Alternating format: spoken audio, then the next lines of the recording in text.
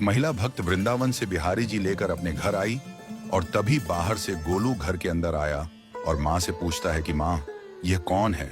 तो मैया ने बोला, ये भगवान है और ये ही हमारे मालिक हैं। अब तो घर में जब भी कोई नई चीज बनती तो सबसे पहले बिहारी जी को भोग लगता। पहले यह सब चीजें गोलू को सबसे पहले मिलती थीं। इससे गोलू बहुत चिढ़ने लगा और मन ही मन ठाकुर जी को कोसने लगा। एक दिन गोलू की माँ काम पर जाते समय बोली, गोलू, यमुना जी से मटके में जल भर कर लाना। जब गोलू पानी भरने के लिए जाने लगा तो जाते जाते बिहारी जी को कहने लगा, खाने के लिए तो सबसे पहले तैयार रहते हो, लेकिन काम तो मुझे ही करना पड़ता है। अगर यहाँ रहना है तो काम करो।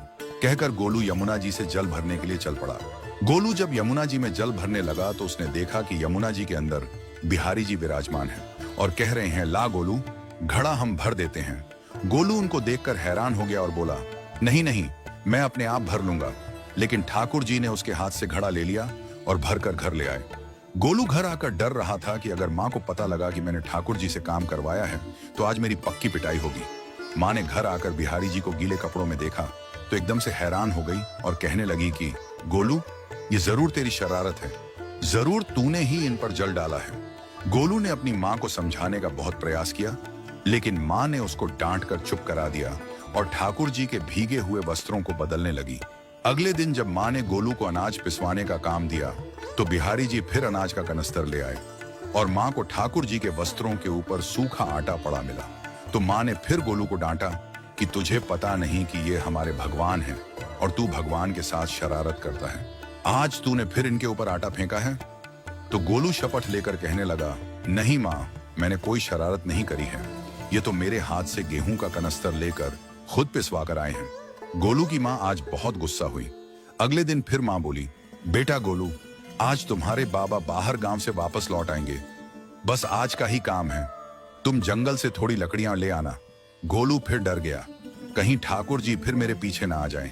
गोलू ने माँ को बोला कि मैं चला तो जाऊंगा, लेकिन बिहारी जी को समझा लो, वो मेरे पीछे ना आए। उसकी माँ हंसकर बोली, हाँ हाँ समझा दूंगी, तुम जाओ तो सही। गोलू जल्दी जल्दी लकड़ियां लेने जंगल में चला गया और माँ काम पर चली गई। लेकिन उस दिन माँ काम से जल्दी वापस आ गई और देखा बिहारी जी अपनी चौकी पर विराजमान नहीं है। वह तो एकदम से घबरा गई कि कहीं गोलू की शरारत तो नहीं। वह भागी भागी जंगल की तरफ गई।